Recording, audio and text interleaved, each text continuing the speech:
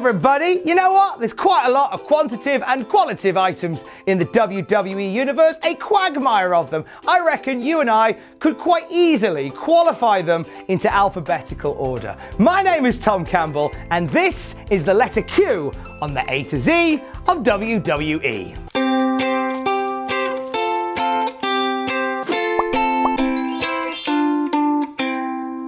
Q is for quad-tear. The quadriceps femoris is a small collection of muscles at the front of your leg, near your thigh.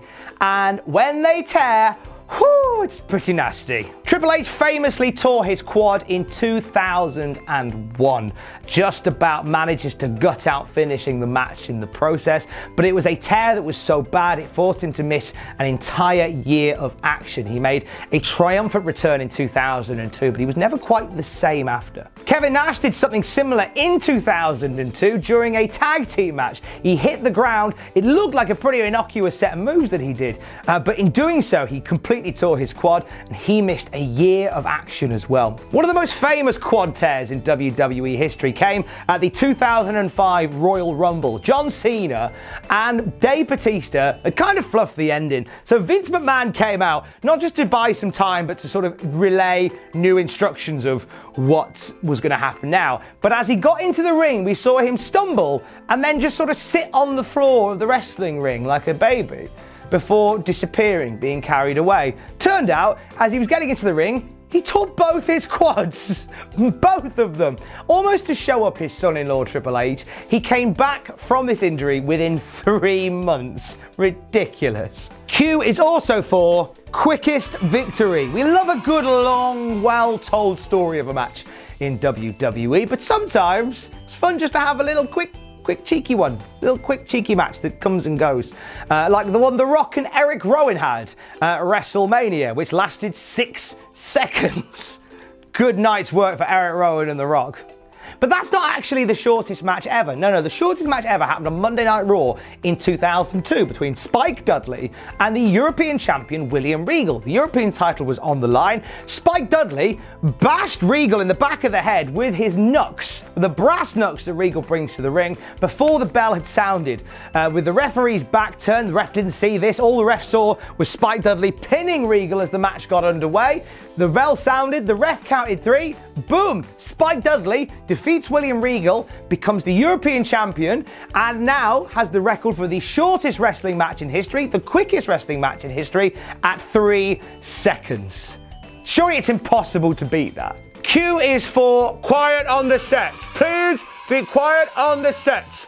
Normally signalling the arrival of The Miz. The Miz arrived on the set in 2004 as part of Tough Enough, got all the way to the finals before losing out to Daniel Puder, but he'd done enough to get the attention of WWE, and he was sent to the Deep South Wrestling promotion for further training. His debut on the roster as the host of SmackDown wasn't particularly easy sailing. He had a bit of a bumpy time getting into the rigors of speaking to a live audience in a wrestling sense. But once he got the knack of it, oh boy, off to the races we went. He went to ECW, formed a memorable tag team alongside John Morrison. He became a multi-time tag team champion, US champion, became the Money in the Bank winner, and became the WWE champ in the process. Away from the ring, he starred in multiple WWE film productions and a reality TV show based on the life of himself, his wife, and his 2 children. He is destined to become a record-setting Intercontinental Champion as well. Among all the other accomplishments he has had,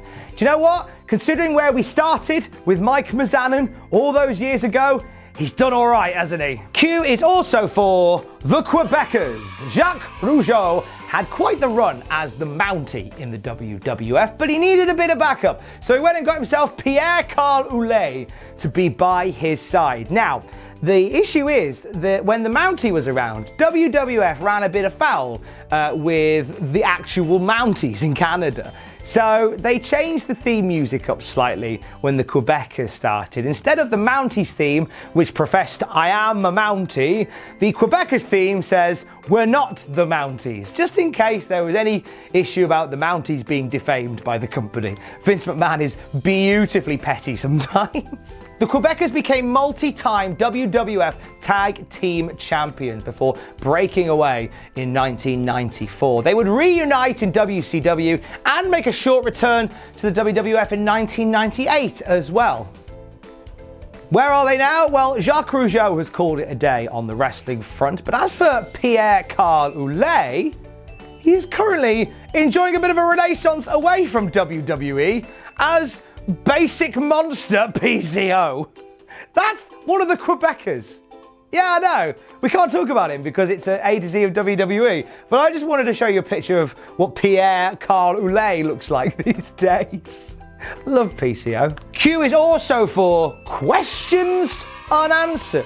Now, across the time in the company, there's been many storylines that have started and then just sort of fizzled away, that we never got the true answer to, mainly because the players in which moved on to do other things, mainly because the writers got bored, maybe because Vince McMahon went, I don't want to do that anymore. But there's still quite a few mysteries that are lingering over the heads of wrestling fans that we've never truly got answered. Things like who lifted the briefcase of the 1999 King of the Ring that cost Stone Cold Steve Austin his job as CEO of the company? Who was in charge of GTV, the backstage secret camera production that outed a lot of nefarious shenanigans backstage? Who threw the pie at Kevin Owens during Thanksgiving dinner? Who wrote the note to Booker T that said, I still remember? What was in the lockbox, Shane McMahon? All these questions still unanswered. Maybe that's another series for another time.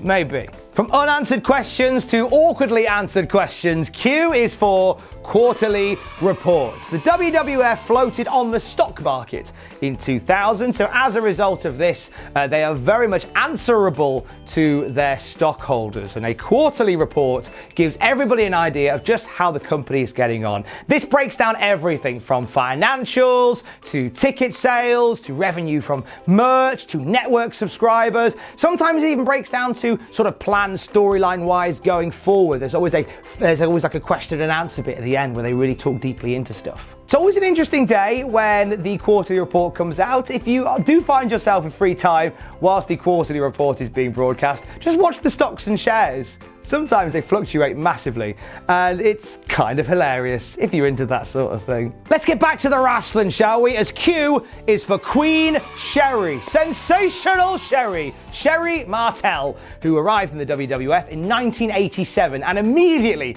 became the women's champion, a belt that she held until Rockin' Robin thwarted her well over a year later. Sherri Martel will be best known as a manager slash valet in the WWF. She would spend some time as Peggy Sue, Honky Tonk Man's ringside presence, annoying all the opponents of the Honky Tonk Man. She would also stand on the side of the Macho King Randy Savage, the $1 Million Man Ted DiBiase, and the Heartbreak Kid Shawn Michaels during her time in the WWF. In fact, she's the first person that sang Shawn Michaels' theme music before Shawn Michaels decided to sing it himself.